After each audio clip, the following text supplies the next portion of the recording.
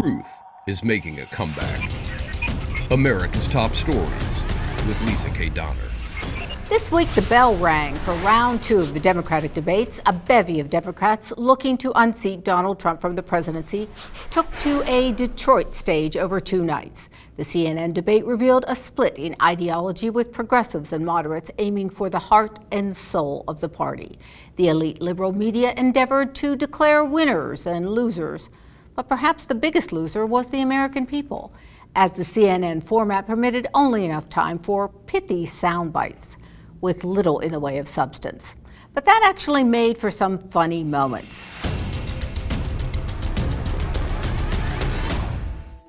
Joining me now is Tim Donner, Liberty Nation's Washington political columnist. Hi, Tim, and welcome to Truth is Making a Comeback. Thank you for having me, Lisa. Appreciate it. All right. There certainly were some laugh-out-loud moments during this week's debates. Not sure if you read Graham J. Noble's article on Liberty Nation, but he said the most hilarious moment for him was the claim by Senator Bernie Sanders that under universal health care, hospitals would save money by not having to deal with the bureaucracy of the insurance companies. Of course, the humorous part of that is that they would then have to deal with the bureaucratic nightmare of the federal government. Yeah, sort of like a choice between Hitler and Stalin for consumers of health care. I mean, I don't know which they hate more, insurance companies or the Congress, whose approval rating is now running neck and neck with used car dealers.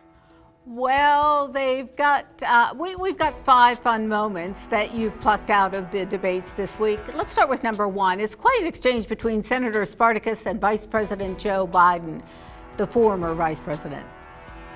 Well, it's true, Lisa. I mean, despite his poor performance in the first debate, Joe Biden still went into the second round of debates with about a 15-point lead. And so, of course, he was the punching bag, as expected, all night. But incredibly, the vice president, for the nation's first black president, had to again defend himself on the issue of race from the likes of Cory Booker, Spartacus, who went after Biden for his authoring of crime bills, which increased incarceration rates dramatically.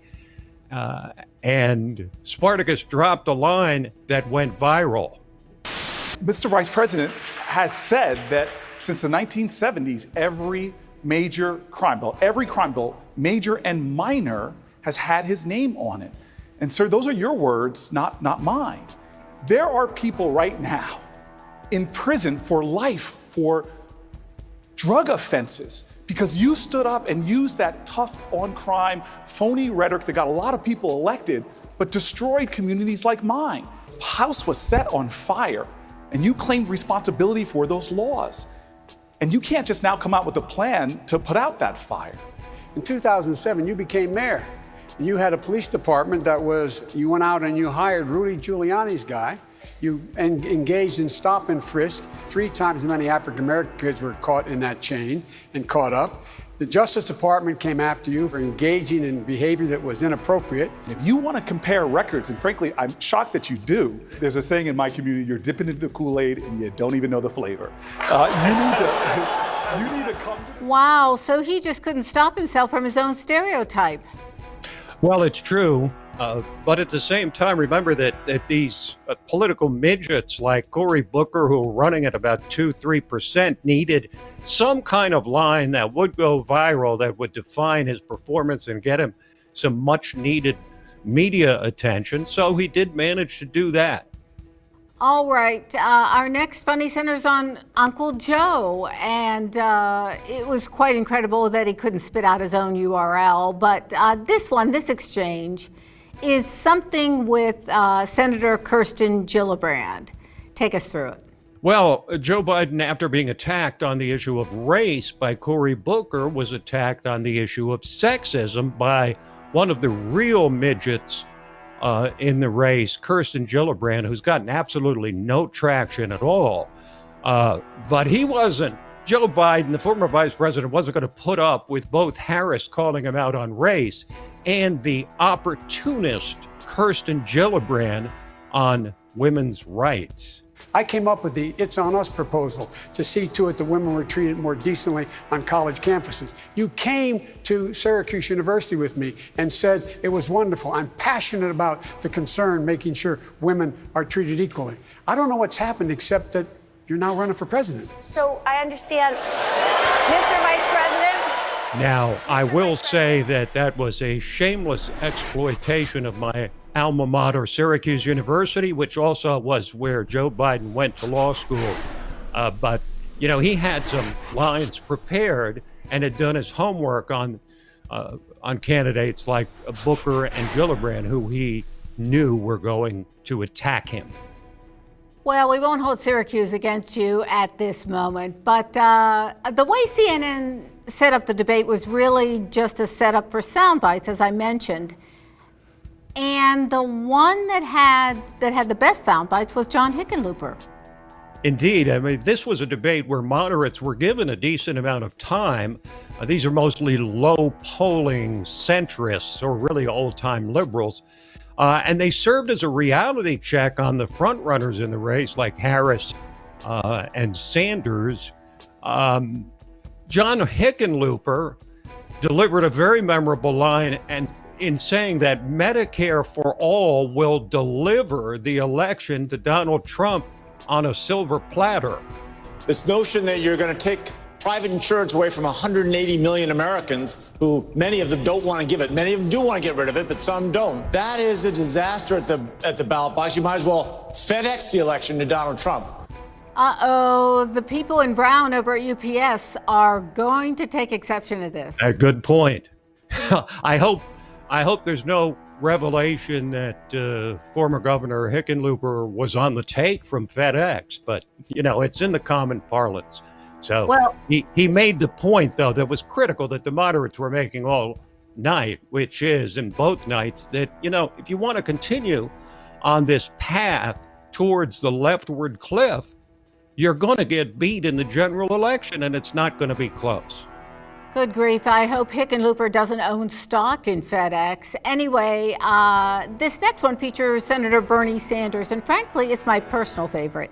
It seems like Bernie is really feeling the burn. He's angry all the time. Well, do you remember the old political party that started a few years ago? It's called the Rent's Too Damn High Party. Well, in a way, old Bernie was kind of channeling that. The self-proclaimed democratic socialist, he sounded annoyed at being challenged by the moderate Tim Ryan on Bernie's Medicare for All bill, which Bernie wrote himself. And he says they'll raise taxes on the middle class, but they'll still be better off in the long run. And then listen to his finishing line. They will be better because Medicare for All is comprehensive. It covers all health care needs. For senior citizens, it will finally include dental care, hearing aids, and eyeglasses. But you don't know. Second of all. You don't know that, Second Bernie. of all. We'll come to you in a second, I do know, Congressman. and I wrote the damn bill. I wrote the damn bill. I mean, that he did write the bill, and he's the one who's drawn many of these other senators running for president as co-sponsors of it, which of course is death politically for most of them.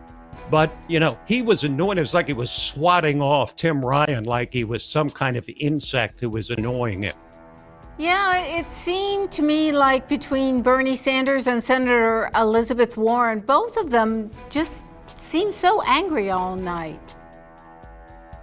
Well, the whole party is angry. The whole party is deranged.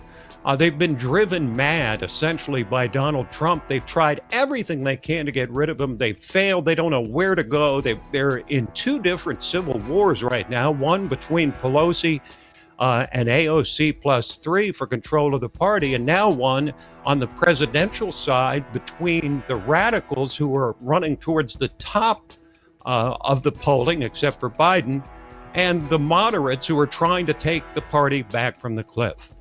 Yeah, good point. Well, finally, for the funnies, we have Mr. Andrew Yang, who insists on repeatedly stereotyping himself. And it's kind of refreshing, honestly, Leesa, that he would break out of this mold of political correctness, which has kept all the candidates in line.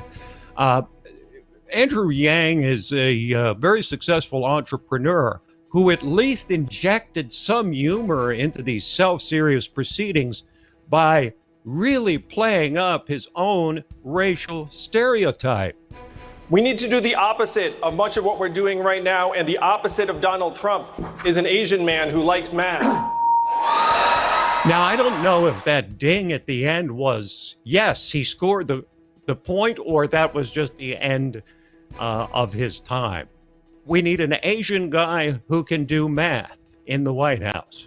Well, speaking of end of times, we're about to wrap this up. Very funny stuff. That's my better half, Tim Donner, LN's Washington political columnist, and if I may say so myself, a very funny guy. If you have a chance, hit libertynation.com and read Tim's article after the debates, quote, The Democrats' Triangle of Doom. Really, really good stuff. Thanks for joining us today, Tim. A pleasure as always, Lisa. Truth is making a comeback. Visit us at libertynation.com.